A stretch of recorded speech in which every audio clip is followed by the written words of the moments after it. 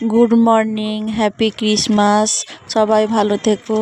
দেখো আমরা চলে যাচ্ছি বনগ্রাম।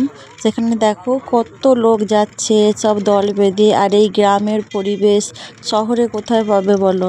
গ্রামের পরিবেশ কার কার দেখতে ভালো লাগে? আমার তো ভীষণ ভালো লাগে। আমরা যেখানে যাচ্ছি সেটা কোনো চার্চ নয়, কিন্তু ক্রিসমাস উপলক্ষে ওখানে বিশাল বড় উৎসব হয়। অনেক লোক যায়, দেখতেই পাচ্ছ কত কত লোক যাচ্ছে। আর শীতকালে তো ঘুরতে খুবই ভালো লাগে, সবাইকারেরই নিশ্চয়ই ভালো লাগে। কিন্তু যেহেতু ঘুরতে ভালো লাগে, যার জন্য ঘোরাও হবে, এখানে এই উৎসব দেখাও হবে। আমি যদিও কোনো দিন যাইনি, এই প্রথম যাচ্ছি আমি। উৎসবে কোনো দিন আসিনি, কিন্তু এখানে ডাক্তার দেখাতে এসেছিলাম। এটা বনগ্রাম, এখানে চোখ ডাক্তার, চোখ ঠোক অনেক কিছু রোগের চিকিৎসা করা হয় কম পয়সায়, যার জন্য এখানে অনেকেই আসে।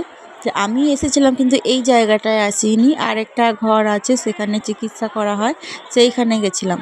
তাই এইটা আমি এই প্রথম দেখছি। আর এইদিকে এখানে ভোগ টোগ সবই খাওয়ানো হচ্ছে। দেখো ফুল গাছ এত সুন্দর।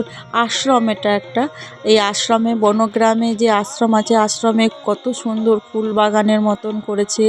এত সুন্দর ভেতরটা সাজানো, দেখে যেন মনটা ভরে আছে, মানে কোথায় একটা বেড়াতে এসেছি আমরা, মনে হচ্ছে এই দেখো কত সুন্দর সুন্দর মন্দির। একটা মন্দির না, এখানে অনেকগুলো মন্দির আছে। মন্দিরে ঘুরে ঘুরে ঘুরে ঘুরে এত সুন্দর লাগছে, মনে হচ্ছে কোথাও তীর্থ করতে এসেছি। তোমরাও যদি কেউ আসতে পারো, খুব ভালো জায়গা। আর আজকের দিনে তো এত ভিড়, যে ভিড় ঠেলে ভেতরে যাওয়া যাচ্ছে না। আমার কেউ যদি এখানে হারিয়ে যায়, তাকে আর খুঁজে পাওয়া যাবে না, এত ভিড়। যাই হোক, এই মন্দির টন্দির ঘুরে আমার তো অন্তত ভীষণ ভালো লেগেছে। আশা করি তোমাদেরও ভালো লাগবে। তোমরা কেউ যদি আসতে চাও তো আসতে পারো, এত সুন্দর জায়গা। আমরা এখনও একটু প্রসাদ খেয়ে আবার বাড়ির পথে রওনা দেবো। টাটা।